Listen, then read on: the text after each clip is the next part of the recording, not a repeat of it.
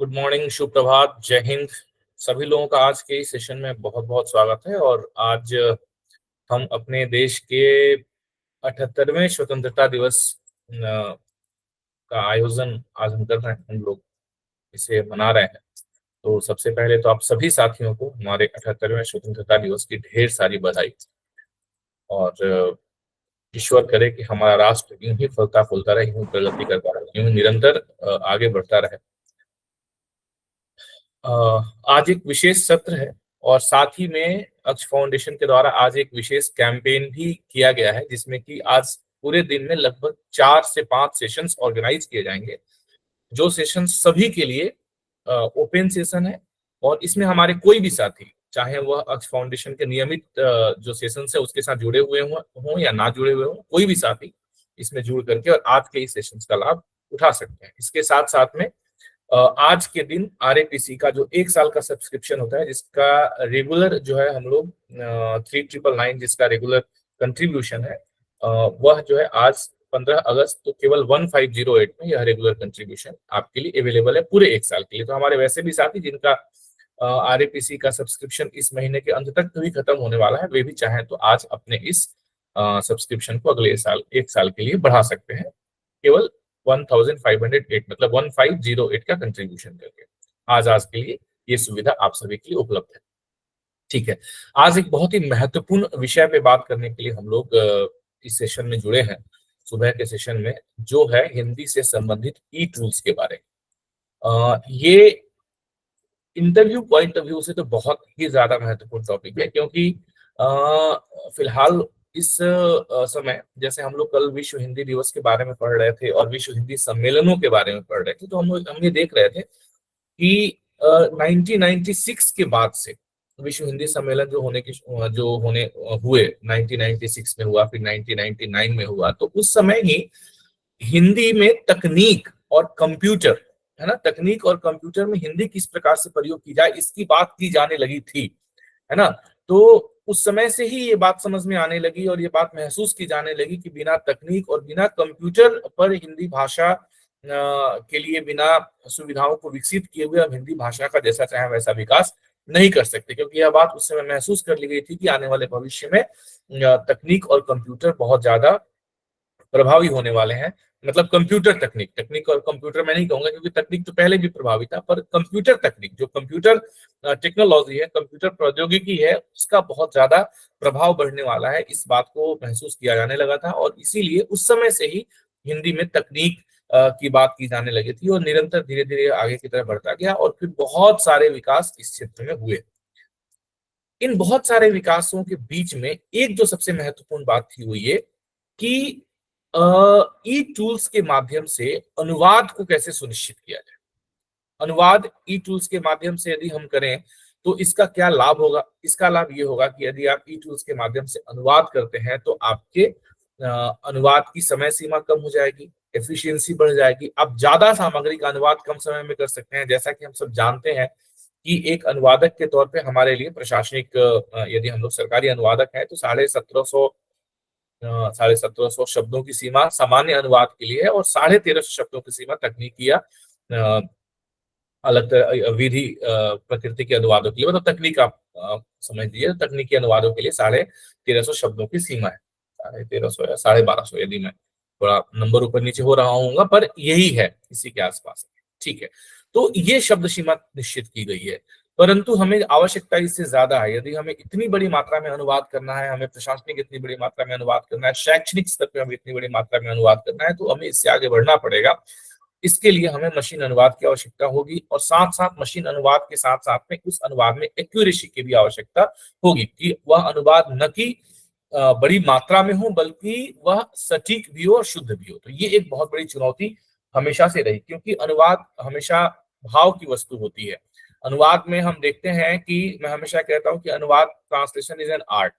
ठीक है, तो इसमें कई बार चीजें मशीन इंटरप्रेट नहीं कर पाते, इसीलिए कालांतर में इसमें आर्टिफिशियल इंटेलिजेंस को भी इंटीग्रेट किया गया और फिर बहुत सारे डेवलपमेंट हुए। तो अब चूंकि हमारा यह जो पद है जिसके लिए आप लोग साक्षात्कार देने के लिए जा रहे हैं, अनुवाद अधिकारी का पद है, अनुवाद से संबंधित पद है, तो इसलिए इसमें इस बात की पूरी पूरी संभावना बन जाती है कि आपसे इस तरह के प्रश्न पूछ लिए जाए, क्योंकि आने वाले समय का जो अनुवाद है वह बहुत हद तक मशीन पे निर्भर करने वाला है, बहुत ज्यादा मशीन पे निर्भर करने वाला है। अब जो है मशीन अनुवाद में बहुत हद तक आपको सही और सटीक अनुवाद मिलने की शुरुआत हो गई है। मैं नहीं कह रहा हूँ कि 100% एक्यूरेसी मिल रही है, लेकिन 70-75% एक्यूरेसी मशीन अनुवाद में मिलने की शुरुआत हो गई है। इस तरह के एपीआई डेवलप कर लिए गए हैं, इस तरह के एआई बेस्ड टूल्स डेवलप कर लिए गए हैं, इस तरह के सॉफ्टवेयर डेवलप कर लिए गए हैं। तो इसी दिशा में निरंतर हमारे जो हमारी राजभाषा विभाग है भारत सरकार के द्वारा भी निरंतर प्रयास किया गया कि हम लोग टेक्नोलॉजी के साथ, यानी कि बढ़ती हुई प्रौद्योगिकी के साथ में हम लोग अपना विकास, अपनी हिंदी का विकास करें, और इसलिए बहुत सारे हिंदी ई टूल्स लॉन्च किए गए। तो आज जो हम लोग ई टूल्स की बात करेंगे, तो हिंदी में काम करने के लिए या हिंदी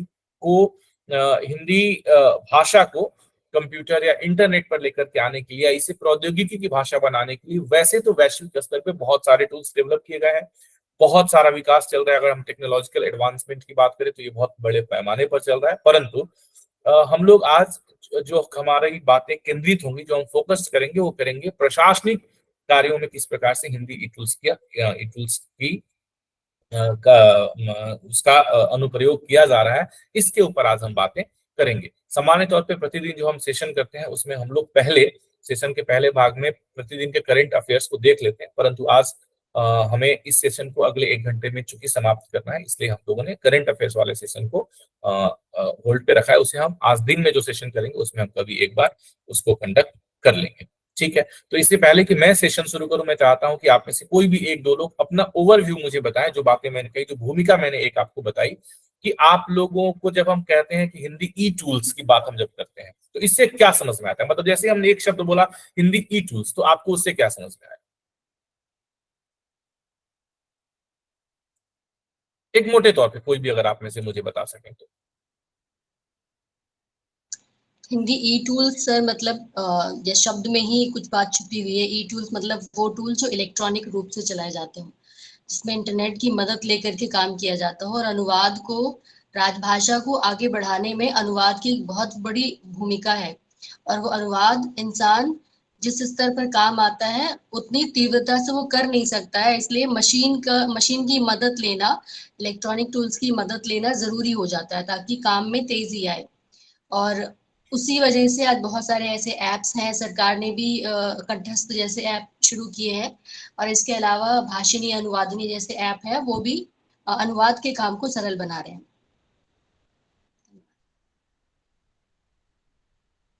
बहुत बढ़िया, और कोई,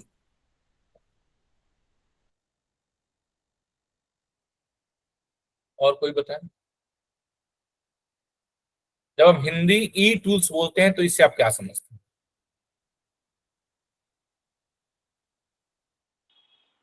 सर और कोई, जी, अनुवाद टूल जितने हैं वो तो है ही, भाषणी, अनुवादनी, कंठस्थ। ई टूल्स का मतलब शब्द सिंधु, लीला और जितने यूनिकोड, ये जितने भी कंप्यूटर में प्रयोग किए जाने वाले हैं जो अनुवाद में सहायक हैं या हिंदी में को सीखने में सहायक हैं, वो सारे ई टूल्स में आ जाएंगे।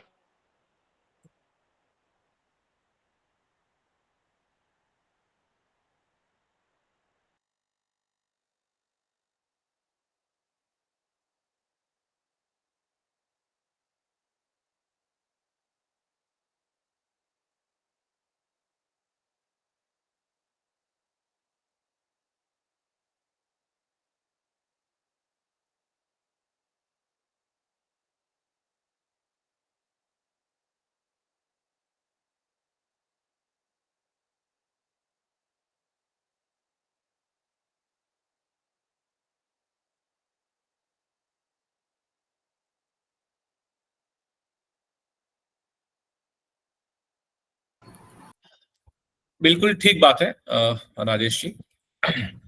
ठीक है, और कोई हिंदी ई टूल्स के बारे में और क्या ओवरव्यू है आपके, और क्या समझ रहे हैं आप हिंदी ई टूल्स बोलने से? जैसे भाई ये, नमस्कार सर। स्वतंत्रता जी। दिवस की हार्दिक शुभकामनाएं सर। सर मैं बोलना चाहूंगा हिंदी की टूल्स पे। हम्म।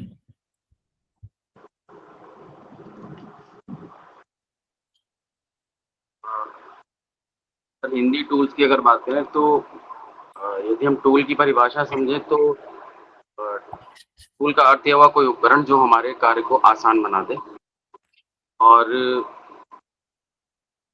किसी कार्य को कुशलता से करने में, कम समय में करने में जो सक्षम हो। अब हिंदी टूल्स की अगर हम बात करें तो जो राजभाषा विभाग के द्वारा जो टूल्स बनाए गए मतलब जो कि कुछ जो प्रचलन से बाहर हो गए और जो अभी प्रचलन में है उनमें मुख्य रूप से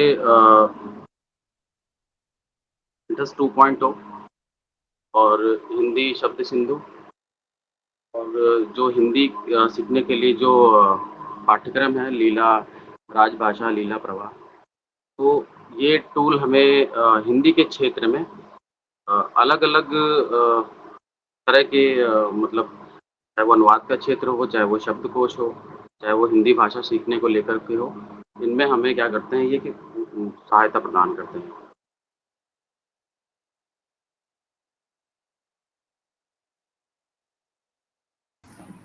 चलिए, ठीक है, बहुत बढ़िया। रोहित जी ने भी बताया और सभी साथियों ने बढ़िया तरीके से बताया हिंदी टूल्स के बारे में। अब हम यहाँ पे एकदम आज बहुत ही किस तरीके से जानेंगे कि राजभाषा के कार्यान्वयन के लिए और प्रशासनिक अनुवाद के लिए कौन कौन से ई टूल्स डेवलप किए गए हैं, कौन कौन से ई टूल्स का भी वर्तमान में प्रयोग हो रहा है और कौन कौन से ई टूल्स आने वाले समय में प्रयोग किए जाने वाले हैं।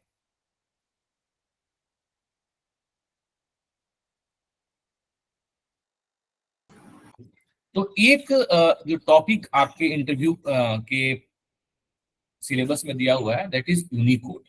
यूनिकोड जब भी हम बात करते हैं, एक बहुत बड़ी दुविधा, अगर हमारे आज के इस सेशन में पटना हाई कोर्ट में एग्जाम देने वाले भी अगर कुछ साथी जुड़े हुए हैं तो आप लोगों के लिए एक बड़ी दुविधा है कि सर हम लोग हिंदी टाइपिंग कौन सी भाषा में करें, किस भाषा में हिंदी टाइपिंग करना सरल रहेगा और पटना हाई कोर्ट कौन सी भाषा में हिंदी टाइपिंग कराएगा। तो वह दुविधा तो खैर खत्म कर दी उन्होंने, जब उन्होंने अपने एग्जाम के डेट्स निकाले तो उन्होंने कहा कि वे लोग जो है कृतिदेव इस फॉन्ट में आपसे टाइपिंग करवाएंगे।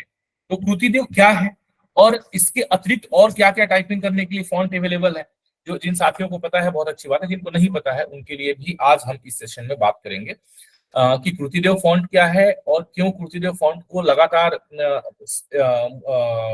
विशेष रूप से जब भी आजकल परीक्षाओं की हम बात करते हैं, उत्तर प्रदेश के बहुत सारे पदों के लिए जब हम टाइपिंग परीक्षा की बात करते हैं, मध्य प्रदेश छत्तीसगढ़ के बहुत सारे पदों के लिए जब हम हिंदी टाइपिंग के टेस्ट की बात करते हैं, बिहार में की बहुत सारी परीक्षाओं के लिए, तो यहाँ पे हिंदी टाइपिंग के लिए अभी भी ये लोग कृतिदेव फॉन्ट ही प्रेफर करते हैं। ऐसा क्यों है, इसके बारे में हम थोड़ी सी बातें करेंगे। तो यूनिकोड से क्या फर्क पड़ा है हिंदी इम्प्लीमेंटेशन में और यूनिकोड से क्या फर्क पड़ा है हिंदी के ई संसार में। हिंदी के ई संसार का मतलब हम यहाँ से समझने की शुरुआत करते हैं बिल्कुल एक प्रैक्टिकल एस्पेक्ट से कि आज के समय में, जैसे मैं आपको एकदम एक सिंपल उदाहरण देके समझा रहा हूं और आप इसको समझने का प्रयास करेंगे। एक सिंपल उदाहरण के साथ में मैं आपको समझा रहा हूं और आप इसे समझने का प्रयास करेंगे कि किस प्रकार से हिंदी यूनिकोड ने आज हमारे हिंदी के स्वरूप को डिजिटली बदल दिया है, डिजिटली चेंज कर दिया है। ठीक है, अब आप यदि देख पाएंगे तो आपके स्क्रीन पे हमारे लर्निंग एप्लीकेशन का जो daily current affairs daily digest page है वो खुला हुआ है। ठीक है, ये अंग्रेजी में खुला हुआ है। अब इस अंग्रेजी के पेज को हम चाहते हैं कि हम इसे हिंदी में भी पढ़ें, है ना। जैसे एक दिन आप में से किसी साथी ने मुझे बताया कि सर क्या ऐसा संभव है कि हम इस पेज को हिंदी में भी पढ़ सकें, इसका हिंदी में अनुवाद मिल सके, तो इसे हिंदी में पढ़ना है। इसके लिए क्या करना पड़ेगा, आपको अनुवाद करना पड़ेगा। लेकिन हिंदी ई टूल्स की जब यदि हम बात करते हैं या हिंदी में हम लोग कृत्रिम मेधा और उसके साथ में हिंदी किस तरीके से आगे बढ़ी है और किस तरीके से यूनिकोड ने हिंदी के इम्प्लीमेंटेशन में, हिंदी के एप्लीकेशन में एक कह सकते हैं कि मूलभूत परिवर्तन किया है, इसको आप एक छोटे से एग्जाम्पल से यहाँ देखिए। यहाँ मैंने एक राइट क्लिक करा, आपको स्क्रीन दिख रही है, हाँ या ना? हाँ यस सर। दिख रहा है मेरा? Yes sir. और यहाँ पे आपने एक छोटा सा यहाँ पे एक ट्रांसलेट टू हिंदी करके आपने ऑप्शन क्लिक कर दिया और आप देखें कि आपका ये पूरा पेज जो है वो हिंदी में आ गया। मैं नहीं कहता हूं कि ये पूरा पेज हिंदी में, जो हिंदी आपके समक्ष निकल के आई है, या पूरी तरीके से शुद्ध और परिनिष्ठित हिंदी है, मैं ऐसा नहीं कहता हूं। इसमें अशुद्धियां हो सकती हैं, पूरी संभावनाएं हैं, लेकिन वह अशुद्धियां आपके लिए इस कंटेंट को समझने में कहीं भी बाधा खड़ा नहीं करेंगे। आप बड़ी आसानी से हिंदी जो जानना चाहते हैं वो इस कंटेंट को समझ जाएंगे। हो सकता है कि थोड़ी बहुत व्याकरणिक अशुद्धता हो, थोड़ी बहुत वर्तनी की अशुद्धि हो, या थोड़ा बहुत इधर उधर त्रुटियां हो सकती हैं, पर उसके बावजूद आप इस कंटेंट को बहुत बढ़िया तरीके से हिंदी में समझ सकते हैं। ऐसा अब लगभग लगभग भारत के में प्रयोग किए जाने वाले सभी वेबसाइट्स पे हो चुका है, भारत सरकार की सभी वेबसाइट्स पे हो चुका है। तो अभी तक हम लोगों ने जो पूर्ववर्ती सेशन किए थे ई टूल्स के संबंधित, उसमें हम लोग यूनिकोड की हिस्ट्री के बारे में पढ़ते थे कि 1987 में 88 में यूनिकोड कंसोर्टियम की स्थापना की गई, फिर बहुत सारे देश मिलकर के उन्होंने यूनिकोड को डेवलप करने की बात करी कि ऐसा कोड डेवलप किया जाए जिससे कि दुनिया की सारी भाषाओं को एक तरीके से कोडिंग किया जा सके। फिर भारत की सारी भाषाओं के लिए एक यूनिकोड विकसित किया गया, उसका नाम मुझे ध्यान नहीं आ रहा, मैंने आप लोगों को उसका पीडीएफ दिया हुआ है। तो इस तरीके से इस पे हम बात करते थे। आज हम इस पे बात नहीं करेंगे, आज हम इसके बिल्कुल व्यवहारिक अनुप्रयोग पे बात करेंगे कि किस प्रकार से यूनिकोड ने हमारी दुनिया को बदला है। अब आपने एक उदाहरण आपके समक्ष देख लिया, आप भारत सरकार के किसी भी संस्था से संबंधित कोई भी वेबसाइट उठा करके देखें, आपको इस तरीके से वह द्विभाषी मिलेगी। आज के समय में अपनी वेबसाइट को द्विभाषी बनाना, ये हमारे वार्षिक कार्यक्रम में भी दिया जाता है। ये आप अपने जो विभिन्न कार्यालय इत्यादि जो है अपनी रिपोर्ट भेजते हैं अपने मंत्रालयों को या अपने मुख्यालयों को, तो उसमें यह एक प्रश्न होता है जो आप वर्ष में एक बार जो आप हिंदी संबंधित रिपोर्ट भेजते हैं, उसमें यह प्रश्न होता है कि क्या आपके विभाग या मंत्रालय या कार्यालय या संगठन या संस्था की वेबसाइट द्विभाषी है या नहीं है। तो आपको उसे द्विभाषी कराना होता है। आप द्विभाषी करा सकते हैं, वो एक बात। यदि आप नहीं भी कराना चाहें तो अब इस तरह की सुविधाएं उपलब्ध है कि आपकी वेबसाइट अपने आप द्विभाषी हो जाएगी। जैसे हमारी वेबसाइट हमने द्विभाषी नहीं बनाई है, परंतु उसके बावजूद भी ये द्विभाषी मैंने आपको करके यहाँ पे बता दिया। ये ई टूल्स का कमाल हो रहा है। ये ई टूल्स की तो हम बाद में बात करेंगे, मैं अभी फिलहाल यूनिकोड की बात कर रहा हूँ। ये ऐसा संभव इसलिए है क्योंकि यूनिकोड में हो रहा है। यूनिकोड में हो रहा है मतलब क्या है कि यूनिकोड भारत की सभी भाषाओं के लिए किस तरह का कोड डेवलप किया गया है कि उसमें किसी भी भाषा में आप टाइप करेंगे उसे दूसरी भाषा में आप आसानी से रूपांतरित करके ले सकते हैं, क्योंकि उसकी कोडिंग एक ही है। ये कोडिंग जो है हमारे फोनेटिक्स के ऊपर डिपेंड करती है। मतलब हम जिस प्रकार से बोलते हैं, जैसे हमने बोला, जैसे एक शब्द है, अगर हम लेते हैं सेंगोल, सेंगोल हमने एक शब्द लिया, तो सेंगोल शब्द किस भाषा का शब्द है? इंग्लिश से सिंबल। सेंगोल जो संसद भवन में जिसे स्थापित किया गया है, तमिल सर, तमिल भाषा का शब्द है। लेकिन इस तमिल भाषा के शब्द को हम लोग यदि आज चाहे तो सभी भाषाओं में लिख सकते हैं। हिंदी में हम लोग इसका खूब प्रयोग कर रहे हैं और ऐसा बोलने लगता है कि सेंगोल तो शायद हिंदी भाषा का ही शब्द है, या आने वाले भविष्य में तो पूरी तरह हो ही जाएगा। हमने उसे हिंदी भाषा में अंगीकृत कर लिया है। लेकिन जब हम हिंदी में सेंगोल लिखते हैं यूनिकोड में, तो हिंदी के सेंगोल को हम लोग तमिल में भी पढ़ सकते हैं, तेलुगु में पढ़ सकते हैं, मलयालम में पढ़ सकते हैं। सेंगोल का मतलब सेंगोल लिखा रहेगा, तमिल में भी लिखा रहेगा, तमिल स्क्रिप्ट में लिखा रहेगा, और सारे स्क्रिप्ट में ये लिखा हुआ आपको मिल सकता है। ये यूनिकोड का कमाल है। तो यूनिकोड से मुख्यतः ये बात समझ में आती है। तो यूनिकोड से हम लोग किसी भी भारतीय भाषा को एक ही कीबोर्ड सीख करके लिख सकते हैं। ये मैं इतना क्यों बता रहा हूं, क्योंकि मैं वहां पहुंचना चाहता हूं जहां से मैंने शुरुआत किया था कि टाइपिंग। अब कृति देव की जो टाइपिंग होती है और एक जो हम यूनिकोड में या इनस्क्रिप्ट टाइपिंग की हम बात करते हैं, तो इनस्क्रिप्ट टाइपिंग और यूनिकोड की जो टाइपिंग होती है उसका ये फायदा होता है कि इसमें आपका जो कंटेंट है वो आपने कहीं भी टाइप किया किसी भी एक कंप्यूटर से दूसरे कंप्यूटर में यदि आप लेकर के जाते हैं तो वह जंक नहीं बनता है। और यही कारण है कि ये वेबसाइट्स हम लोग यूनिकोड बना पा रहे हैं। वेराज कृति देव के साथ में या अन्य जो हिंदी के पुराने फॉन्ट थे या कीबोर्ड जो भी बनाए गए थे हिंदी को लेकर के, जो भी डेवलपमेंट किया गया था, उनके साथ समस्या ये थी कि उन्हें यदि आपको किसी भी कंप्यूटर में चलाना है तो उसके साथ साथ में पूरा सॉफ्टवेयर भी उस कंप्यूटर में इंस्टॉल होना चाहिए। कुर्तीदेव उसमें ऑलरेडी इंस्टॉल होना चाहिए, तभी वो फाइल आप पढ़ पाएंगे। न कि सिर्फ कुर्तीदेव इंस्टॉल होना चाहिए बल्कि कुर्तीदेव का वही वर्जन इंस्टॉल होना चाहिए, तभी वो फाइल आप पढ़ पाएंगे। तो ये इस तरीके की बहुत सारी समस्याएं कुर्तीदेव या अन्य जो भी फॉन्ट इससे पहले अपराजिता और अलग अलग फॉन्ट जो है बहुत सारे आए जिसमें कि पहले हिंदी टाइपिंग की जाती थी। परंतु इसमें क्या था कि कीबोर्ड अलग अलग थे। हमें जो कीबोर्ड कंप्यूटर में मिलता है वो कैसा मिलता है? इंग्लिश का कीबोर्ड मिलता है। तो इंग्लिश के कीबोर्ड पे हमें हिंदी कीबोर्ड सीखना है। तो उसमें जो सबसे सरल सीखने के लिए था वो कृतिदेव था, और चूंकि कृतिदेव सरल था इसीलिए बड़े पैमाने पे कृतिदेव को एक्सेप्ट किया गया, स्वीकार किया गया, और कृतिदेव में काम होने लगा, कृतिदेव में लोग सीखने लगे, और आज कृतिदेव ज्यादा लोग सीख गए हैं। परंतु उसके बाद जैसे जैसे यूनिकोड का विकास होता गया और हिंदी इंस्क्रिप्ट टाइपिंग की बात समझ में आती गई, जो कि पूरी तरीके से वैज्ञानिक पद्धति पे बनाया हुआ कीबोर्ड है, जो उसका कीबोर्ड लेआउट है, जिसमें कि आपके दाहिने हाथ में सारे के सारे व्यंजन होंगे और बाएं हाथ में सारे के सारे आपके स्वर होंगे। स्वर का मतलब स्वर और उनकी मात्राएं, है ना, वो बाएं हाथ से प्रयोग में ली जाएंगी, और व्यंजन और उनकी मात्राएं आपके दाहिने हाथ से प्रयोग में लाई जाएंगी। और इस तरीके से जैसे हम बोलते जाएंगे उस तरीके से बहुत ही टेक्निकली, बहुत ही साइंटिफिकली इस कीबोर्ड को डिजाइन किया गया है।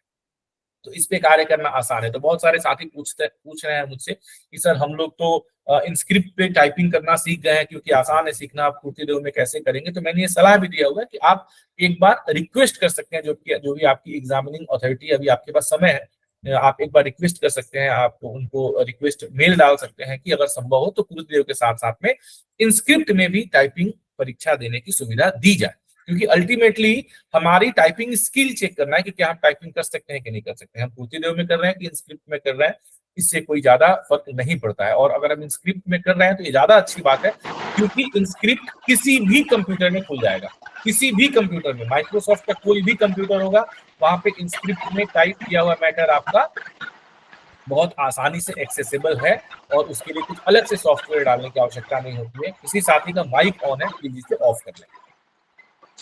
ठीक है, तो ये यहाँ तक हम जो यूनिकोड की बात कर रहे हैं, तो यूनिकोड से ये सारे परिवर्तन हुए हैं। यूनिकोड एक बहुत बड़ा प्रश्न बन जाता है हमारे सिलेबस के हिसाब से। मैं फिर से अनुरोध कर रहा हूँ, किसी साथी का माइक ऑन है कृपया ऑफ करें। विक्रम जी कृपया माइक ऑफ।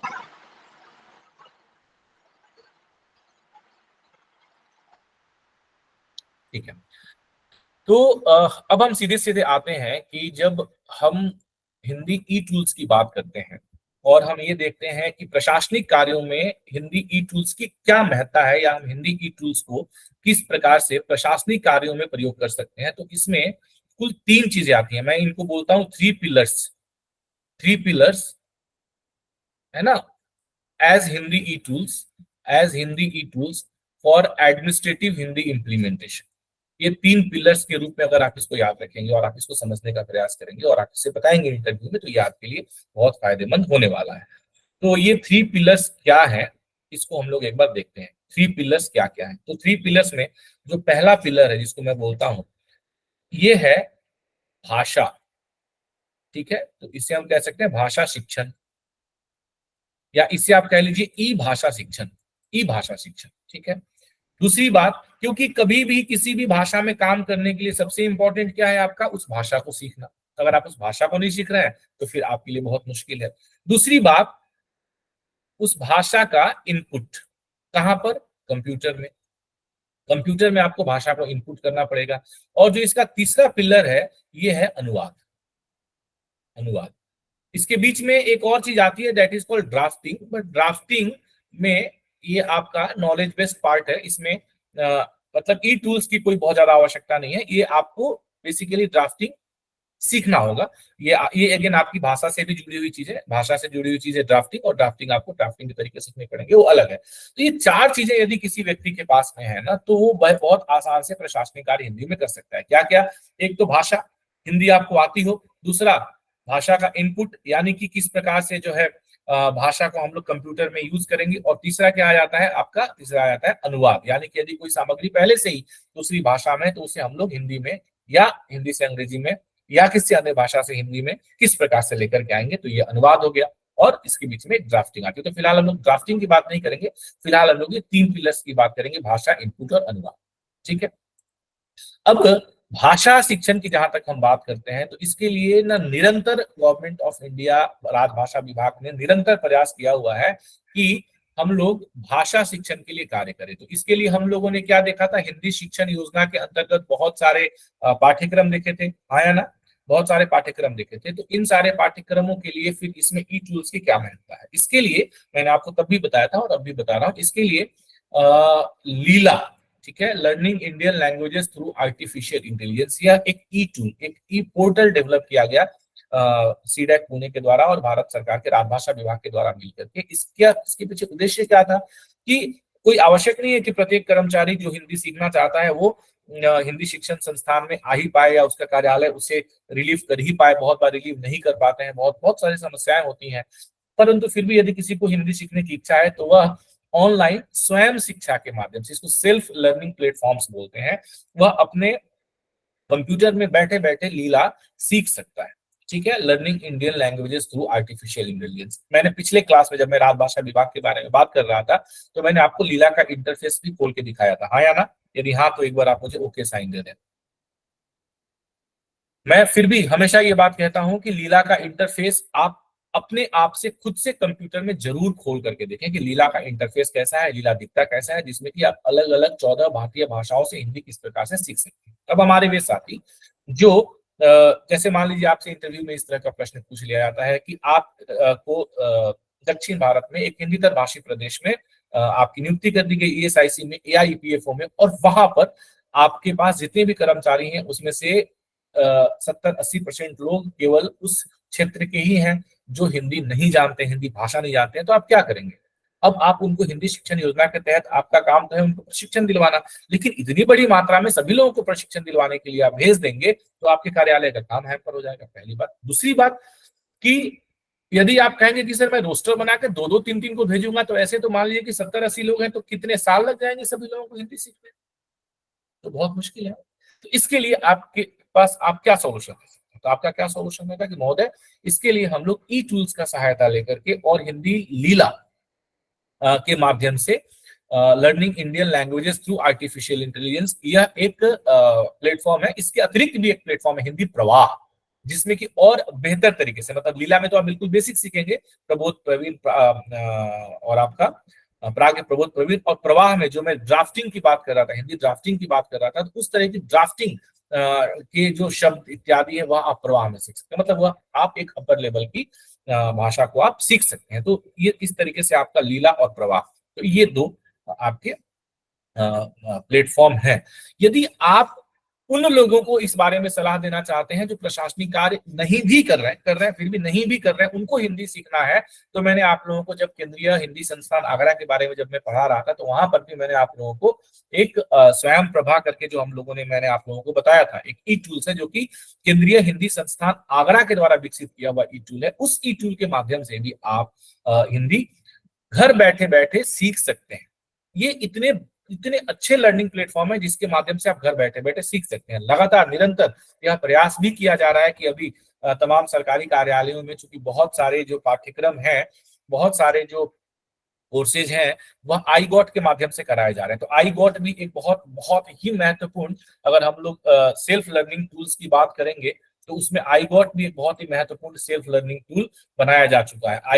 iGOT के बारे में अगर यदि आप लोग जानते हैं तो आप लोग मुझे ओके साइन देके बताएं। मिशन कर्मयोगी भारत, मिशन कर्मयोगी भारत है ना, मिशन कर्मयोगी भारत, इस तरीके का भारत सरकार का एक बढ़िया जो है इनकी योजना है मिशन कर्मयोगी भारत। इसके तहत iGOT एक प्लेटफॉर्म डेवलप किया गया और बहुत जल्दी आपको हिंदी से संबंधित कुछ और पाठ्यक्रम भी आपको iGOT के माध्यम से सीखने को मिलेंगे। तो ये सारे जो है, लीला हो गया या हिंदी प्रवाह की मैंने बात कर दी, स्वयं प्रभा की बात कर दी, जो कि केंद्रीय हिंदी संस्थान आगरा के द्वारा हिंदी ऑनलाइन करके एक ऐसा एप्लीकेशन डेवलप किया गया है। उसी प्रकार से हिंदी अनुवादकों के लिए एक अलग से उनके लिए उनका एक प्लेटफॉर्म डेवलप किया गया, हिंदी डेटाबेस का प्लेटफॉर्म डेवलप किया गया है। इसी कड़ी में यदि आप देखें तो हम लोग कल देख रहे थे कि विश्व हिंदी सचिवालय के द्वारा भी वैश्विक स्तर पे जो भी हिंदी के विद्वान हैं उनका एक डेटाबेस तैयार किया गया है। तो इस तरीके से आप देखेंगे तो अलग अलग प्लेटफॉर्म के माध्यम से हिंदी सीखने के लिए, यहाँ पे हम हिंदी अधिगम की बात करें, भाषा अधिगम की बात करें, कि आप इतनी हिंदी सीख सकें जिससे कि आप प्रशासनिक या अपने जो बेसिक कार्य हैं वह आसानी से हिंदी में कर सकें। इतनी हिंदी आपको आनी चाहिए। तो इतनी हिंदी सीखने के लिए क्या आपको अभी स्कूल में जाने की आवश्यकता है? क्या अभी आपको क्लासेस करने की आवश्यकता है ना?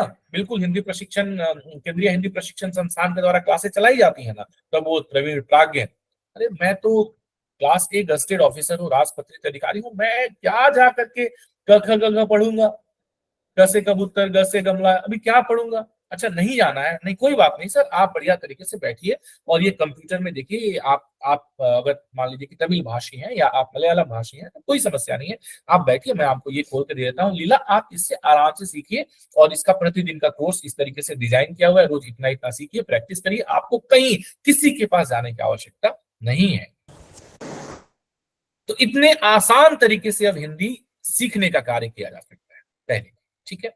अब इसके बाद हम बढ़ते हैं कि ठीक है मैंने हिंदी सीख लिया, इसमें समय है, इसमें आप सीख करके आप प्रबोध पास कर सकते हैं, उत्तीर्ण कर सकते हैं, प्रवीण उत्तीर्ण कर सकते हैं, उसके बाद आप आपका प्राज्ञ उत्तीर्ण कर सकते हैं, हिंदी प्रवाह में आप पारंगत बन सकते हैं हिंदी के अंतर्गत। इस पर सीख करके आप परीक्षाएं दे सकते हैं, मतलब जो प्रबोध प्रवीण और प्राज्ञ की परीक्षाएं हैं वे दे सकते हैं और उससे संबंधित जो भी वित्तीय प्रोत्साहन योजना है उसका लाभ ले सकते हैं, आप नगद पुरस्कार ले सकते हैं, आप अपना एनुअल इंक्रीमेंट ले सकते हैं।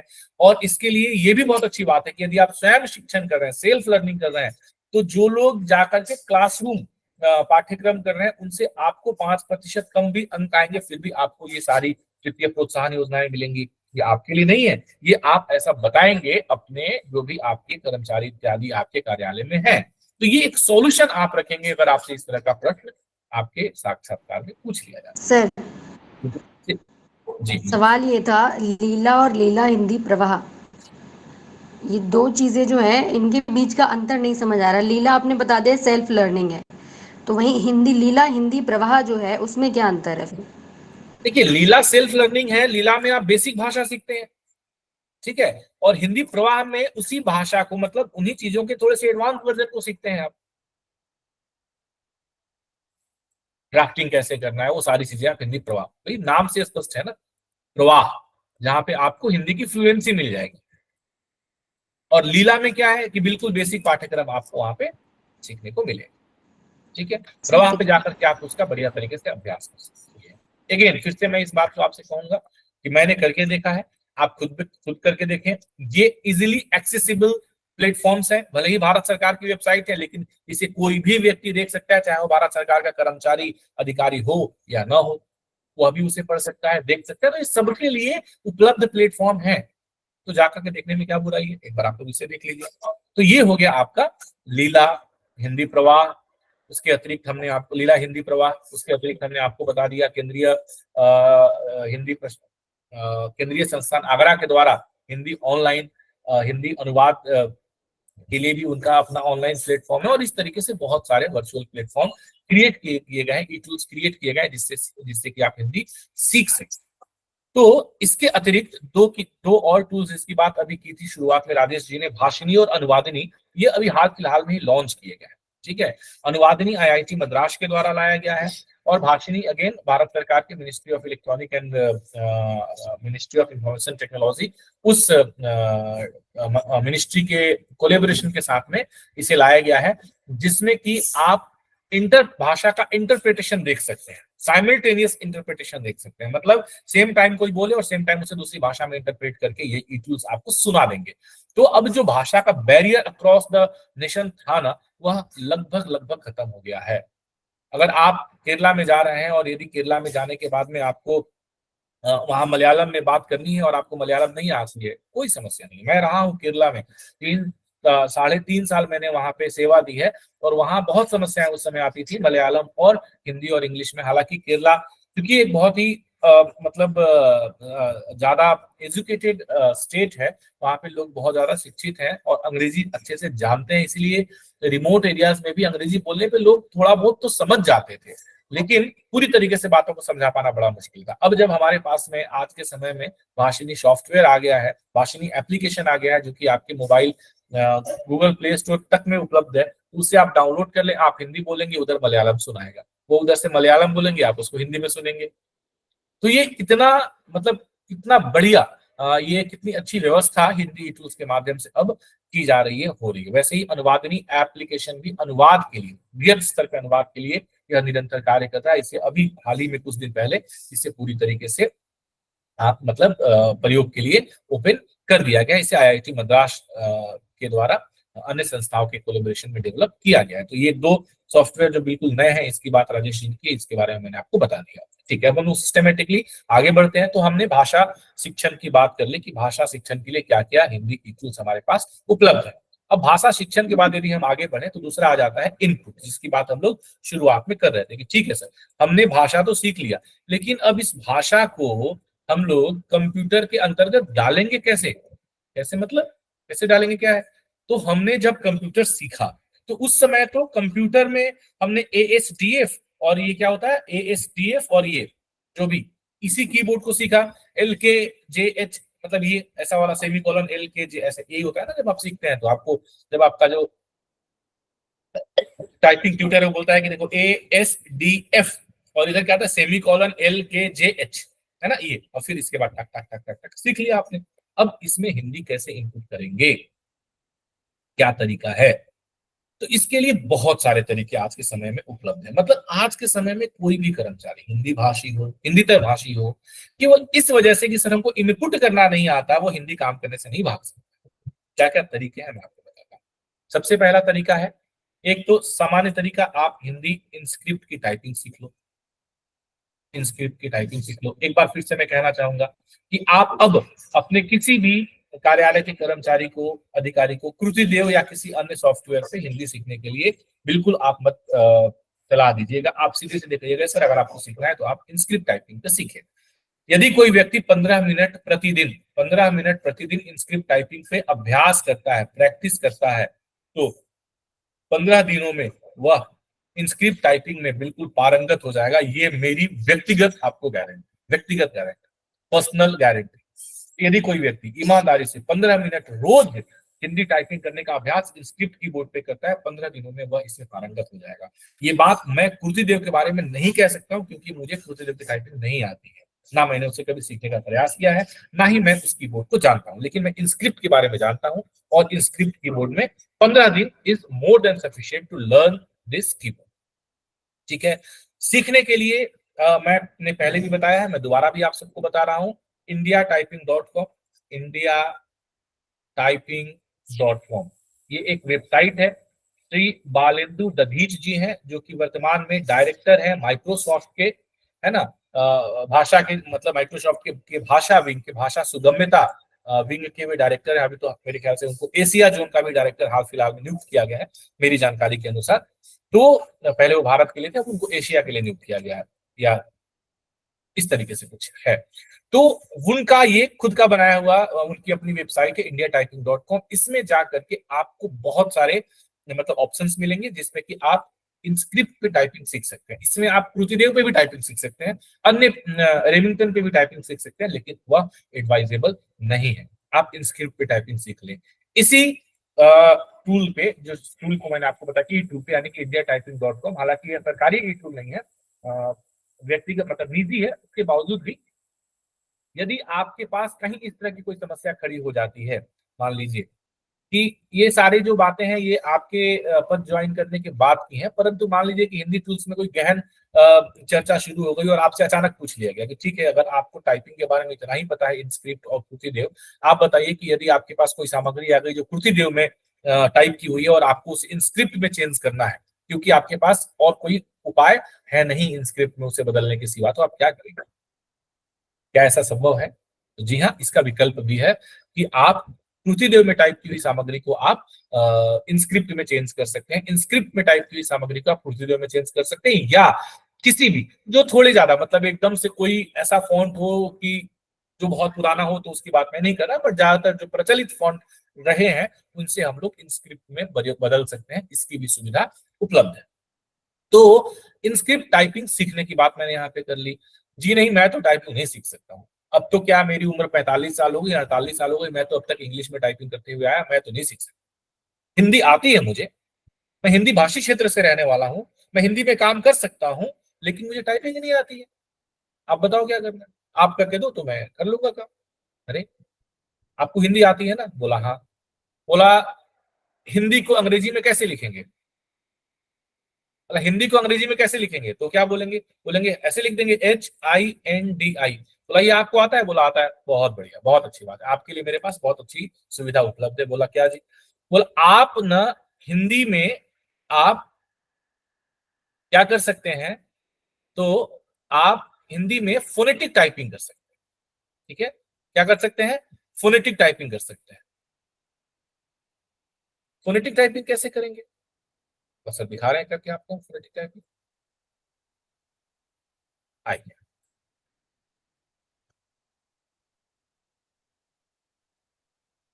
तो फोनेटिक टाइपिंग कैसे कर सकते हैं? तो फोनेटिक टाइपिंग के लिए आपको क्या करना है कि फोनेटिक टाइपिंग का फॉन्ट चूज कर लेना है और उसमें आपको लिखना है HINDI अंग्रेजी में आराम से, और स्पेस करना है तो आपको हिंदी हिंदी में लिखा हुआ आ जाएगा। आपको अपना नाम लिखना है शशिकांत, तो SHASHIKANT शशिकांत ऐसा आपने लिख दिया तो आपका ये टाइप किया हुआ आ जाएगा इसमें अंग्रेजी में, हिंदी में। तो इस तरह से आप कोई भी बात को लिखेंगे तो अंग्रेजी में ही, लेकिन आप जो लिखेंगे वह शब्द लिखेंगे देवनागरी के, लेकिन लिपि रहेगी रोमन की, और उसे कंप्यूटर अपने आप देवनागरी लिपि में कन्वर्ट कर देगा। ये सुविधा आज के डेट में कंप्यूटर के पास उपलब्ध है। अब बताइए मुझे क्या समस्या है? आप कोई समस्या है? नहीं जी, अब कोई समस्या नहीं। अब तो आसानी से कर सकते हैं ना, क्योंकि आपको जो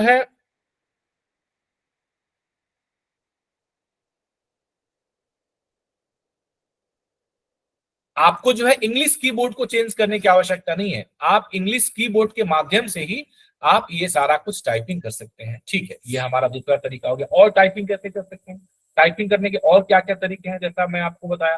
तो पहला तरीका मैंने आपको टाइपिंग करने का बता दिया कि आप टाइपिंग जो है इंस्क्रिप्ट के माध्यम से कर सकते हैं, इंस्क्रिप्ट के माध्यम से कर सकते हैं। सीखने के लिए मैंने आपको indiatyping.com ये वेबसाइट मैंने आपको इसके बारे में सलाह दे दिया, बिल्कुल आप कर सकते हो और पूरी तरीके से निःशुल्क है। मतलब ऐसा नहीं है कि इस वेबसाइट को यूज करने के लिए, सीखने के लिए आपको एक चवन्नी खर्च करने की जरूरत है। बिल्कुल कोई पैसा खर्च करने की जरूरत नहीं, पूरी तरीके से निःशुल्क है ये टाइपिंग सीखना। टाइपिंग सीखना, टाइपिंग टेस्ट देना, तो टाइपिंग सीखने के लिए, टेस्ट देने के लिए आपको कहीं कुछ ज्वाइन करने की आवश्यकता नहीं, कहीं कुछ जाने की आवश्यकता नहीं। आप इस वेबसाइट पर जाइए, फ्री ऑफ कॉस्ट आपको ये सारी सुविधाएं मिल जाएंगी। ओके, उसके बाद हम आगे बढ़ते हैं। दूसरा मैंने आपको बता दिया कि आप इसके ऊपर जो है कैसे कर सकते हैं, आप फोनेटिक टाइपिंग कर सकते हैं। मतलब हिंदी में लिखिए, अंग्रेजी में लिखिए, रोमन में लिखिए और वह देवनागरी में अपने आप कन्वर्ट कर देगा। उसके बाद और क्या कर सकते हैं, और क्या ऑप्शन है? तीसरा और भी ऑप्शन है हमारे पास में कि अगर आपको लगता है कि नहीं, हम लोग जो है, मुझे जो है ये टाइपिंग में बड़ा इशू है, बहुत ज्यादा करना है। अब जैसे मैं लिखूंगा ABHISHE अभिषेक, फिर मैं देखूंगा उसमें से कौन सा ऑप्शन सही है, तो ये कितना मुश्किल काम है, ये ऐसा नहीं हो पाएगा, बड़ा बहुत तकलीफ वाला काम है। अच्छा जी, चलिए ठीक है, आपको हम एक और ऑप्शन बताते हैं, that is called voice typing. Voice typing से आप सभी बहुत अच्छे तरीके से परिचित होंगे, क्योंकि मोबाइल आप सबके पास है, मोबाइल में वॉइस टाइपिंग बहुत बढ़िया तरीके से होती है। वही वॉइस टाइपिंग टूल्स आज के समय में माइक्रोसॉफ्ट वर्ड में भी आपको इंस्टॉल करके दिया गया है। आप माइक्रोसॉफ्ट वर्ड में भी वॉइस टाइपिंग कर सकते हैं। यदि आप वर्ड यूज कर रहे हैं तो आपको विंडो एच की यदि आप दबाएंगे तो आप वहां बढ़िया तरीके से जो है विंडो एच दबा करके, और आप है ना, आप जो है आपका वॉइस टाइपिंग टूल खुल जाएगा। और ये ना कि सिर्फ हिंदी के लिए बल्कि अंग्रेजी के लिए और अन्य भाषाओं के लिए भी आप इसमें टाइपिंग कर सकते हैं। शर्त बस ये है कि आपके कंप्यूटर की जो भाषा, जो लैंग्वेज आपने सिलेक्ट कर रखा है, वो भाषा होनी चाहिए जिसकी टाइपिंग आप करना चाहते हैं। ठीक है, ये सुविधा माइक्रोसॉफ्ट के कंप्यूटर्स में थोड़े पुराने वर्जन में नहीं है, पर जो अगर आप विंडोज 10 के बाद या ऑफिस 10 के बाद के जो भी वर्जन आप उठाएंगे तो उसमें सुविधा बहुत ही अच्छे तरीके से उपलब्ध है, जहां पर के आप बोल करके हिंदी टाइपिंग कर सकते हैं। और बहुत ही, मतलब मैं आपको कह के चलता हूं कि 95 to 98% एक्यूरेसी के साथ आप हिंदी टाइपिंग कर सकते हैं। तो ये सारे जो टूल्स है ना, वो टाइपिंग टूल्स अब जो है उपलब्ध करा दिए गए हैं। अब तो इस तरीके से माइक्रोसॉफ्ट इस दिशा में भी काम कर रहा है कि आप सोचें और टाइपिंग हो। आपके ऐसे यहाँ पे लीड लगा दिए जाएंगे और लीड लगाने के बाद आप बैठ जाएंगे और आप सोचेंगे और टाइपिंग होता रहेगा। मूल रूप से ये सुविधा जो है उन लोगों के लिए उपलब्ध कराई जा रही है जो किसी न किसी तरीके से शारीरिक अक्षम है, जो हमारे स्पेशली एबल्ड साथी हैं, उन लोगों के लिए सुविधा बनाई जा रही है। परंतु ये सुविधा भी विकसित की जाने की बात चल रही है कि सोचिए और टाइप। तो आप इंस्क्रिप्ट सीख सकते हैं, फोनेटिक कर सकते हैं, बोल के टाइप कर सकते हैं, सोच के टाइप कर सकते हैं। इतनी सारी सुविधाएं टाइप करने के लिए हिंदी में उपलब्ध है। तो आपको ये कहे कि हमको हिंदी में टाइपिंग करना मुश्किल है, तो कहीं भी किसी भी तरीके से ये एक्सेप्टेबल नहीं है। ठीक है। तो अब इस तरीके से आप देखेंगे तो ये हिंदी ई टूल्स में जो इनपुट की समस्या थी हिंदी में कि कैसे हम लोग हिंदी में इनपुट करें, कैसे हम लोग कंप्यूटर में हिंदी भाषा को डालें, तो ये समस्या अब लगभग खत्म हो गई है। अब ये कोई समस्या रही नहीं गई है, चाहे आप किसी भी भाषा को बोलने वाले हो आप कर सकते हैं। अच्छा, इसमें एक और भी बहुत अच्छी बात, मैं आपको इंटरेस्टिंग बात, यदि इंस्क्रिप्ट आप सीख रहे हैं तो आपको बता रहा हूँ कि मान लीजिए कि कोई व्यक्ति है तमिल भाषी, ठीक है, तमिल भाषी है। अब उसने, चूंकि तमिल भाषी है तो उसको तमिल भाषा पे अच्छी पकड़ है, तो तमिल भाषा के हिसाब से उसने इंस्क्रिप्ट पे टाइपिंग सीखी, ठीक है।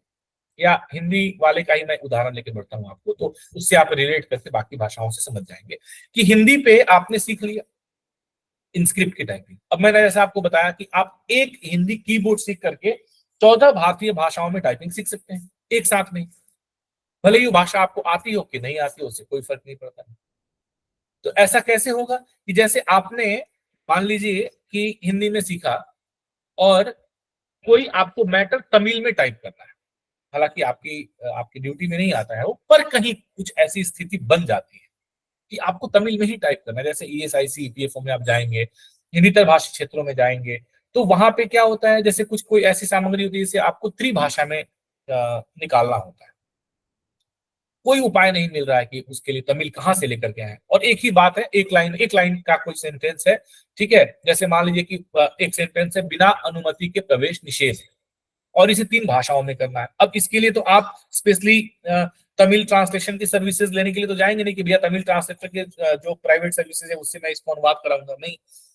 तो कैसे करेंगे, तो इसको आप कैसे करेंगे, आप टाइप करेंगे हिंदी में और आप नीचे इंस्क्रिप्ट में भाषा की जगह पे तमिल को सिलेक्ट कर लिया, तमिल को सिलेक्ट कर लिया और आपने उसमें टाइप किया कि बिना अनुमति के प्रवेश निषेध है, हिंदी में टाइप करना है आप, और वह आपके कंप्यूटर स्क्रीन पे तमिल में टाइप होके आ जाएगा और आप प्रिंट निकाल सकते हैं। तो आप कहेंगे सर बिना अनुमति के प्रवेश निषेध है, ये तो तमिल वाले समझेंगे नहीं, क्योंकि भाषा तो अलग है ना, लिपि तो भले ही हम बदल सकते हैं, भाषा तो वही रहेगी, बिल्कुल ठीक है। तो मैं आपको उदाहरण के तौर पे समझा रहा हूं। तो फिर क्या ऑप्शन है सर, ऑप्शन है ना, क्यों आप घबरा रहे हैं? आप अपने किसी तमिल भाषी दोस्त को बुलाइए और उसको बोलिए कि भाई ये जो सेंटेंस है अंग्रेजी में कि no permission without, no entry without permission, इसको तुम तमिल में अनुवाद करके बताओ। वो लिख नहीं सकता है, बोल तो सकता है ना, इतना तो सरल है। बोला हाँ सर, तो वो बोलेगा, मान लीजिए उसने कुछ भी बोला है ना, जैसे यहाँ पे हमारे बंगाली साथी कोई है,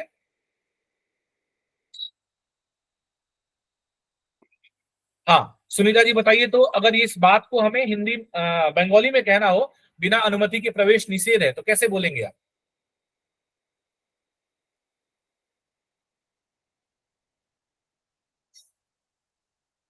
यदि मेरी बात कोई भी बंगाली साथी सुन पा रहे हैं तो,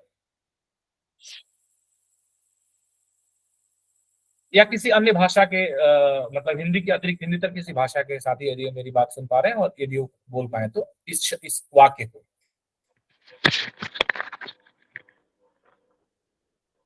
बिना अनुमति, हाँ,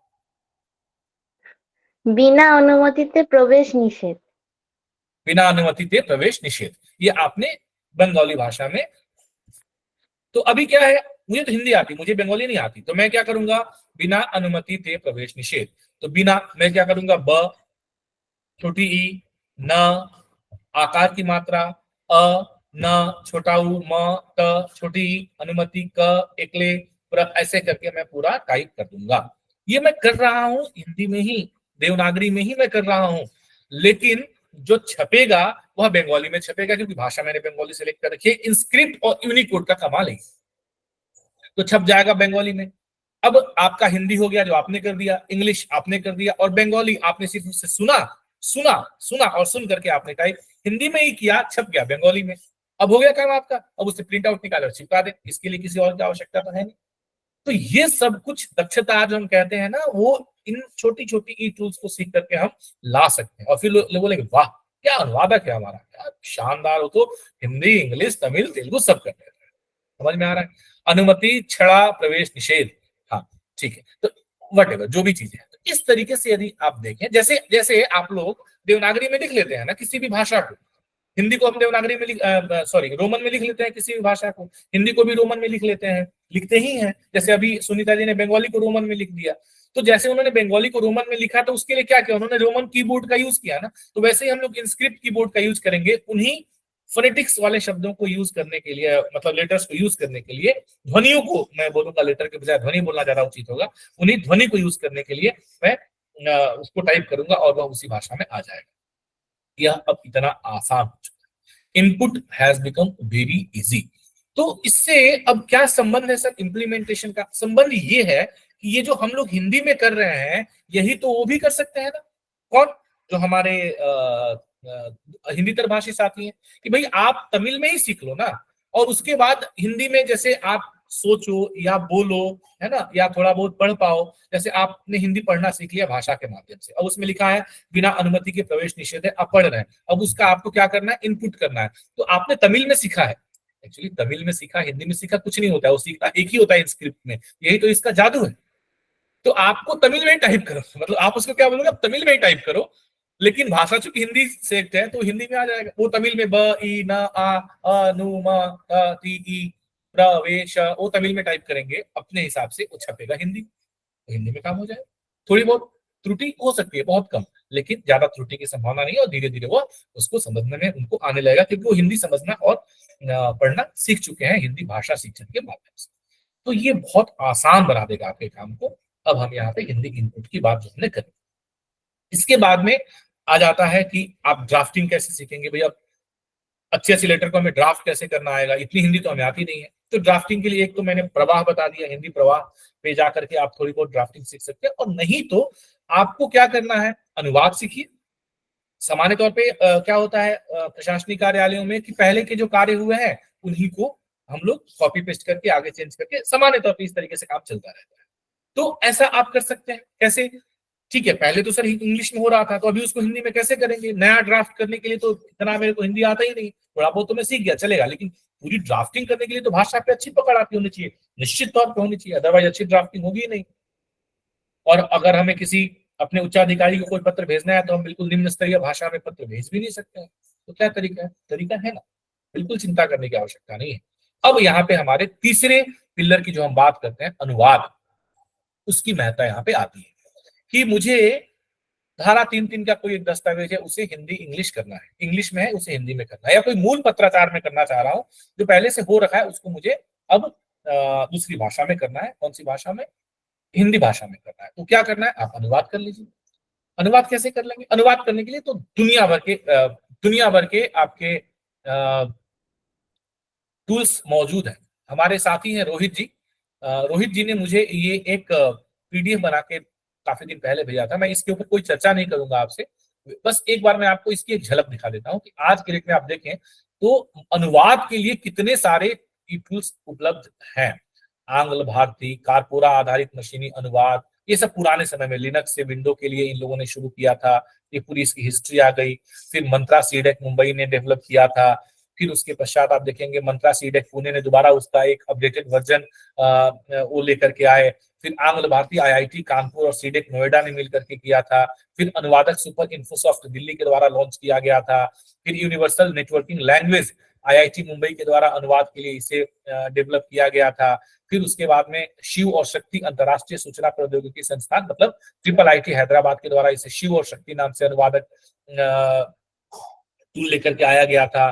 फिर अंग्रेजी हिंदी अनुसारक करके एक टूल लेकर के आया गया था। इस तरीके से बहुत सारे और भी बहुत सारे टूल लेकर के आया गया था। इसमें मंत्रा राजभाषा जो है, राजभाषा की काफी महत्वाकांक्षी परियोजना थी जो ठीक ढंग से कार्य नहीं कर पाई थी। ठीक है, उसके बाद में 2018 में कंठस्थ लेकर के आया गया।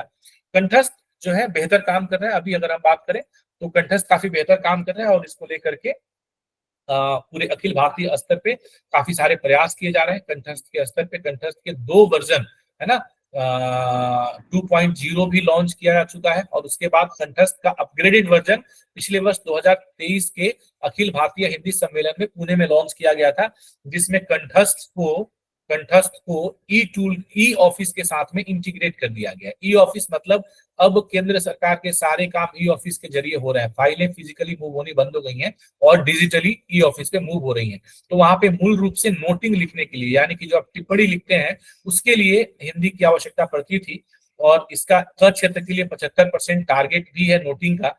तो टारगेट 75% है। तो ई ऑफिस में नोटिंग लिखना देखिए कितना आसान है कि आप ई ऑफिस में जाइए और वहां पे आप अंग्रेजी में नोटिंग लिख दीजिए और इसी के ऊपर यहाँ पे एक टूल दिया है ट्रांसलेट, उसको क्लिक कीजिए। ये कंठस्थ से इंटीग्रेटेड है, ये कंठस्थ से इंटीग्रेटेड है। क्लिक कीजिए, ये अंग्रेजी की सामग्री आपकी हिंदी में अनुदित होकर आ जाएगी और आपका हिंदी टिप्पणी लिखा जाएगा।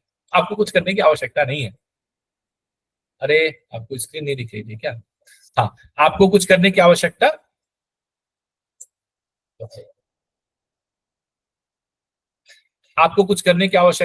नहीं है। ठीक है, कंठस्थ ई ऑफिस इंटीग्रेट है। नोटिंग आप जो है बड़े बड़े आसानी से आप अंग्रेजी से हिंदी में या हिंदी से अंग्रेजी में जैसा भी चाहे आप कर सकते हैं। तो इस तरीके से कंठस्थ टूल को डेवलप किया गया। कंठस्थ के बारे में हम लोगों ने बहुत पहले भी काफी विस्तार में चर्चा भी करी हुई है। कंठस्थ जो है सीडेक पुणे ने इसको बनाया हुआ है और कंठस्थ को एक्सेस करने का अब एड्रेस बदल चुका है। पहले इसको एक्सेस करने का एड्रेस था कंठस्थ डैश राजभाषा। ठीक है, अब इसको ये बदल करके कंठस्थ डॉट राजभाषा, कंठस्थ डॉट राजभाषा है ना @gov.in करके ये आपका इसकी मतलब इसका नया पता मिल गया है इसे। और सीधे सीधे आप राजभाषा की वेबसाइट से जाकर के भी कंठस्थ को एक्सेस कर सकते हैं। कंठस्थ 2.0 का आपका गूगल प्ले स्टोर पे भी एप्लीकेशन उपलब्ध है। तो अनुवाद के लिए कंठस्थ, अब कंठस्थ में क्या क्या सुविधाएं उपलब्ध है, मतलब कंठस्थ में सर यूज करने का क्या मतलब है, क्यों कंठस्थ को लेकर के क्यों इतना हाइप मचाया जा रहा है, आखिर क्या विशेषता है इसमें, क्यों नहीं हम लोग माइक्रोसॉफ्ट ट्रांसलेटर से कर लें, क्यों नहीं हम लोग गूगल अनुवाद से कर लें, या क्यों नहीं हम लोग अन्य बहुत सारे जो अनुवादनी है, भाषिणी है, जो हमारे पास ऑप्शंस अवेलेबल है उनसे कर लें। तो देखिए कंठस्थ जो है ना केवल अनुवादक सॉफ्टवेयर नहीं, ये आपका साथी है, ये आपका दोस्त है। अच्छा वो कैसे? क्योंकि ये आपकी बातों को याद रखता है, इसीलिए इसका नाम रखा गया है कंठस्थ। It is a memory based translation software. इससे फायदा क्या होगा? मेमोरी बेस्ड का मतलब क्या, मुझे तो अनुवाद चाहिए ना, मेमोरी से क्या मतलब है मतलब क्या मतलब है? मतलब ये है कि आपने मान लीजिए कि एक एनुअल रिपोर्ट अपने कार्यालय का अनुदित कर दिया, ये सपोज 250 पेज की एनुअल रिपोर्ट है, इसे आपने इंग्लिश टू हिंदी अनुवाद कर दिया इस वर्ष। ठीक है, अनुवाद करने के बाद आपने इसकी अपने कंठस्थ प्रोफाइल में जा करके एक मेमोरी क्रिएट कर दी, एक मेमोरी क्रिएट कर दी, प्राइमरी मेमोरी आपने इसका बना दिया, ये आपकी मेमोरी में जाके सेव हो गया। अब इसको करने के लिए आपने क्या मैनुअल किया, थोड़ा बहुत यहां वहां से करके कैसे भी करके आपने कर लिया है। अब कंठस्थ में आपने सेव कर दिया। अगली बार जब आपका एनुअल रिपोर्ट आएगा आपके पास अनुवाद करने के लिए, तो आप मुझे ये बताएं कि उस एनुअल रिपोर्ट का कितना ऐसा पोर्शन रहेगा, परसेंटेज में हम एक मोटे तौर पर बात करें, जो पिछले वर्ष से मिलता जुलता होगा। जब हम पोर्शन कहते हैं तो हम डेटा की बात तो नहीं करते ना, हम शब्दों की बात करते हैं, क्योंकि हमारी जिम्मेदारी शब्दों की है, हम भाषा के लोग हैं ना, तो भाषा की बात करते हैं। तो कितना प्रतिशत भाषा और कितने प्रतिशत शब्द पिछले वर्ष की रिपोर्ट से मिलते जुलते रहेंगे? डेटा और फैक्ट को हटा दे तो लगभग सब आया ना। जी सर। शैली वही रहेगी, और शैली रहेगी क्या, सामान्य तौर पे क्या, निश्चित तौर पे ही मैं कहता हूं कि जो लोग बनाएंगे वो पिछले वाला कॉपी करेंगे, डेटा चेंज करेंगे, थोड़ी बहुत जो नई नई चीजें हुई है उसको ऐड करेंगे और उसी को थोड़ा बहुत चेंज करके और वो नई रिपोर्ट जारी कर देंगे। ऐसे ही होता है ना, और यही सही भी है ना, एक बार जब सही तरीके से बन गया है तो बार बार क्यों छेड़खानी करनी उससे, तो ऐसे होगा। अब आपके पास उसी फॉर्मेट का अनुवाद आपकी मेमोरी में सेव है, उसमें जो जो थोड़ी बहुत त्रुटियां थी आपने सुधार करके बढ़िया तरीके से कंठस्थ में उसको सेव कर रखा है। अब आपने नए साल का रिपोर्ट उठाया और वहां ले जाकर के डाल दिया और बोला भाई अनुवाद दो। अब क्या करेगा ये, अब ये आपकी पहले आपकी मेमोरी से, उसी मेमोरी से सारे वो शब्द और शैली सब कुछ उठा के लाएगा, आपको अनुवाद देगा, पहला फर्स्ट चरण। दूसरे चरण में क्या करेगा कि अब जहां जहां आवश्यकता है वहां वहां वो अपने ग्लोबल डेटाबेस से भी शब्द लेकर के आएगा, अपने जो मशीन ट्रांसलेशन जिसको हम कहते हैं उससे शब्द लेकर के आएगा, और एआई आर्टिफिशियल इंटेलिजेंस बेस्ड जहां जहां इंटरप्रिटेशन की आवश्यकता है कि यहाँ थोड़ा सुधार की आवश्यकता है, यहाँ कॉमा फुल स्टॉप ज्यादा हो गया कम हो गया वगैरह वगैरह जो भी चीजें हैं वह एआई के सहारे उसको लेकर के आएगा, और ये सबको मिला करके इंटीग्रेटेड वह आपको एक बढ़िया तरीके का अनुवाद दे देगा। लेकिन ये कब देगा? अगले साल। सर यदि मेरी मेमोरी में एनुअल मेरा रिपोर्ट सेव नहीं है तब भी क्या यह उतना ही सटीक अनुवाद देगा? अभी तक नहीं देगा, अभी तक नहीं देगा। क्योंकि अभी जो कंठस्थ है इसके डेटाबेस को धीरे धीरे मजबूत किया जा रहा है, बनाया जा रहा है, तो डेटाबेस इसका बढ़ रहा है। जैसे जैसे डेटाबेस बढ़ता जाएगा ये चीजें और ज्यादा प्रखर होती जाएंगी। आपने जो अनुवाद किया एनुअल रिपोर्ट का, आपने बढ़िया कर दिया। अब आप चाहते हैं कि आपके साथियों को भी एक्सेसिबल हो, तो इसके लिए आप इसे ग्लोबल डेटाबेस में जोड़ सकते हैं। आप इसकी वेटिंग करा सकते हैं, क्योंकि अनुवाद में वेटिंग बहुत जरूरी है। आप एक जेटीओ हैं तो आपको वेटिंग कराना जरूरी है। बिना वेटिंग का आपका अनुवाद फुल प्रूफ नहीं माना जाएगा। किससे कराएं? यहाँ पे आपको वेटिंग की सुविधा, आपके ही डिपार्टमेंट के किसी वरिष्ठ अधिकारी को वेटिंग करने का पावर है, वेटिंग कर सकते हैं। तो ये तमाम जो सुविधाएं हैं ये आपके लिए यहाँ पे उपलब्ध है। तो ये मैंने बहुत ही क्रक्स में बताया आपको कंठस्थ के बारे में। हालांकि कंठस्थ अपने आप में एक बहुत कॉम्प्रिहेंसिव टॉपिक है, और यदि इसके ऊपर हम सेशन लें तो कम से कम 1.5-2 घंटे कंठस्थ के ऊपर तो हम आपको बता सकते हैं, लेकिन उसका कोई बहुत ज्यादा फायदा नहीं है। फिलहाल में आपको सिर्फ उसके ओवरव्यू के बारे में जानना है कि कंठस्थ कैसे काम करता है। तो कंठस्थ को हम लोग क्यों प्रीफर करेंगे? एक, इंडिजिनस है, हमारे अपने सरकार के द्वारा बनाया गया है, सुरक्षित है, हमारा डेटा इसमें सेफ है। प्रश्न मान लीजिए पूछ लिया था आपसे इंटरव्यू में, क्यों नहीं हम गूगल अनुवाद यूज कर लें? वही कंठस्थ, क्यों भारत सरकार इतनी मेहनत कर रही है?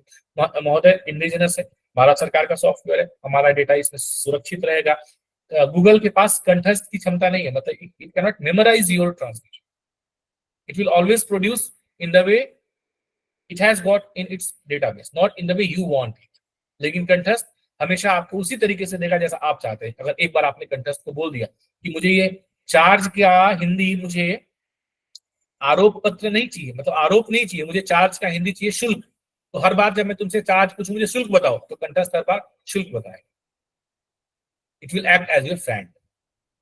ठीक है, इसमें हम लोग वेटिंग करा सकते हैं। इसमें हम अपने किए हुए ट्रांसलेशन से वो ग्लोबल डेटाबेस में डाल करके बाकी साथियों के लिए भी इससे फायदा हो सकता है। हम अपने किए हुए ट्रांसलेशन को इंटर ऑफिसेस ट्रांसफर भी कर सकते हैं। मतलब मैं चाहता हूं कि मैंने कोई ट्रांसलेशन किया, मेरे साथी जो दिल्ली में पोस्टेड है उनको मैं भेज दूं ताकि उनके लिए सुविधा हो जाए, मैं कंठस्थ टू कंठस्थ की ट्रांसफर कर दूंगा। उसमें साइज का कोई भी लिमिटेशन नहीं है, कितनी बड़ी साइज की फाइल हो वो आराम से ट्रांसफर कंठस्थ टू कंठस्थ हो जाएगी। ये कुछ मैंने आपको हैंडपिक फीचर बताया, बाकी फीचर्स बहुत सारे।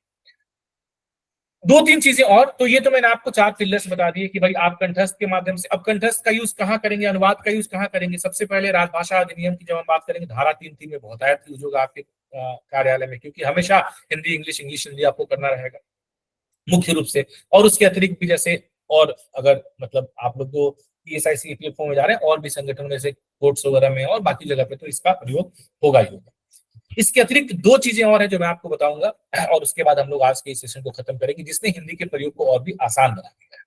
जिसमें एक टेक्नोलॉजी है, ई टूल है, टेक्नोलॉजी कहेंगे हम बेसिकली, हम हिंदी के लिए उसको यूज कर रहे हैं और हिंदी के लिए बहुत फायदेमंद साबित हुआ है। That is called OCR। OCR, इसका फुल फॉर्म होता है ऑप्टिकल कैरेक्टर रिकॉग्निशन। ये क्या होता है आप लोग समझते हैं? समझते हैं? अगर मैं इसको साधारण भाषा में बोलूं तो गूगल लेंस, जानते हैं आप लोग? जी सर। गूगल लेंस टेक्निक, उस टेक्नोलॉजी का नाम है कौन सी टेक्नोलॉजी का? OCR टेक्नोलॉजी का, ऑप्टिकल कैरेक्टर रिकॉग्निशन।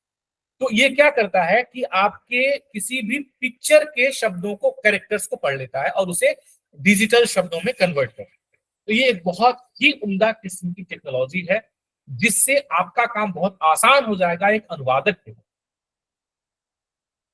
ठीक है, अभी इतना ही, और विस्तृत में आगे कभी हम इसके ऊपर बात करेंगे। लेकिन आप ये समझिए कि कई बार हमारे पास इस तरह की अनुवाद की सामग्री आ जाती है जो कि डिजिटल फॉर्मेट में नहीं होती है, फिजिकल फॉर्मेट में होती है, and we are expected to translate it.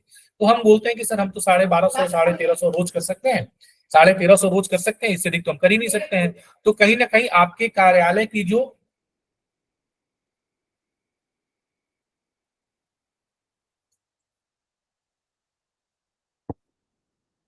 Efficiency और परफॉर्मेंस, इससे कहीं ना कहीं बाधित होगा। तो आप OCR का प्रयोग करके बड़े आसान से आप ये काम कर सकते हैं। विस्तार में फिर कभी। और एक और टेक्नोलॉजी जिसको हम बोलते हैं ASR, जिसके बारे में हालांकि मैंने पहले ही बता दिया, ASR ऑटोमेटिक स्पीच रिकॉग्निशन, जिसको बोलते हैं ऑटोमेटिक स्पीच रिकॉग्निशन, है ना। तो ये पद्धति भी आजकल बहुत काम में आ रही है, जिसमें कि आप बोलते रहिए और आपका अनुवाद ऑटोमेटिकली होता रहेगा। तो ये सुविधा गूगल के पास भी है, ये सुविधा कंठस्थ के पास भी है, ये सुविधा और भी अन्य प्लेटफॉर्म्स के पास में है। तो इसका भी आप लाभ उठा सकते हैं। तो OCR और ASR ने भी हिंदी के क्षेत्र में बहुत ही आमूलचूल परिवर्तन किया है, जिसकी वजह से हम बहुत बड़े पैमाने पे हिंदी में जो भी कंटेंट है उसको ट्रांसफर कर पा रहे हैं। तो मोटे तौर पे मैंने आज आपको इन सारे हिंदी ई-टूल्स के बारे में बताया, और विशेष तौर पे ये बताया आपको कि आप अपने प्रशासनिक कार्यों में जो आपका मुख्य उद्देश्य है कि आप हिंदी को कार्यान्वित करा सके अपने कार्यालय में, उसके लिए आप हिंदी ई-टूल्स का किस प्रकार से एप्लीकेशन करेंगे, अनुप्रयोग करेंगे, किस प्रकार से इसका आप लाभ उठाएंगे। ठीक है, बाकी हिंदी टूल्स पे बात करने के लिए पूरे दिन का सेशन भी अगर मैं कहूँ तो हमारे लिए कम है। मैं अगर पूरे दिन बैठ के आपको बताता रहा हूँ तो हिंदी टूल्स के सेशन के लिए पूरा दिन कम पड़ जाएगा एक्चुअली, पर जितना हमें जानना है इंटरव्यू पॉइंट ऑफ व्यू से इतना वह इट इज सफिशिएंट। ठीक है, सो आज के सेशन में इतना ही। हाँ, बिल्कुल अनुपमा जी, ज्वाइनिंग से पहले ही आपके कार्यालय के कार्य का प्रशिक्षण हो गया, और इसीलिए आप सब लोगों को निश्चित तौर पे ज्वाइन करना है, नहीं तो मेरा ये जो मेहनत है वो व्यर्थ चला जाएगा।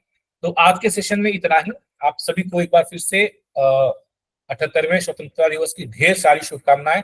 समयाभाव के चलते मैं भी आपके प्रश्न ले नहीं पाऊंगा। एक बार फिर से आखिर में मैं आप लोगों को बता देना चाहता हूं इस सेशन को खत्म करने से पहले कि आज के दिन यानी कि 15 अगस्त 2024 मतलब 15 अगस्त को रात को 12 बजे तक यदि आप में से कोई भी साथी RAPC का यदि आप हिस्सा बनना चाहते हैं, जो कि पूरे वर्ष का पाठ्यक्रम है, और पूरे वर्ष जो है हम अपनी गतिविधियां और ये सारे classes, sessions, mock test, mock interviews और ये सब कुछ निरंतर इसमें चलता रहता है। सारे एग्जाम्स जो भी राजभाषा और अनुवाद अधिकारी से संबंधित है अब इसमें कवर करते हैं। तो आज के दिन आप लोग महज 1508 में पूरे साल का कंट्रीब्यूशन करके आप ये एक्सेस ले सकते हैं।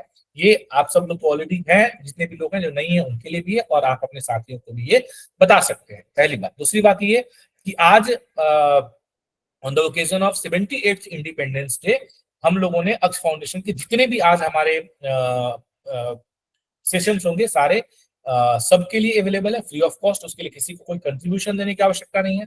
12 बजे SSC से रिलेटेड एक स्पेशल सेशन होगा, 12:15 बजे। रात को 7 बजे ऑल इंडिया मॉक टेस्ट होगा, जो पिछले वर्ष भी हमने शुरू किया था, इस वर्ष भी पहला ऑल इंडिया मॉक टेस्ट आज होगा, जिसमें कि सभी साथी उसमें पार्टिसिपेट करेंगे और आपको ये समझ में आएगा कि आप कहाँ स्टैंड कर रहे हैं। 2 घंटे का होगा, 200 क्वेश्चंस, 100 हिंदी और 100 इंग्लिश का। रात को 9 बजे से आपका एक प्रशासनिक और विधि से संबंधित, एडमिनिस्ट्रेटिव एंड लीगल से संबंधित एक बहुत ही बढ़िया तरीके वाला अनुवाद सेशन होने वाला है, जिसमें कि जैसा हमने पिछले सेशन में बिल्कुल ही प्रैक्टिकल एस्पेक्ट ऑफ ट्रांसलेशन देखा था, उसको हम लोग ऑन स्क्रीन करके देखेंगे रात के 9 बजे। ठीक है, तो ये सारे सेशंस होने वाले हैं, सबके लिए उपलब्ध सेशंस हैं। आप इसकी लिंक किसी को भी साझा कर सकते हैं, किसी को भी इन्वाइट कर सकते हैं। बढ़िया तरीके से आज आप लोग स्वतंत्रता दिवस का ये जो समारोह है इसमें आप लोग शिरकत कीजिए, और बढ़िया तरीके से हम लोग अगले सेशन में मिलते हैं। तब तक के लिए जय हिंद, जय भारत, धन्यवाद सभी को। धन्यवाद सर। धन्यवाद सर ये 1508 का सभी कोर्स के लेना सर, जैसे ISO वगैरह जो तैयारी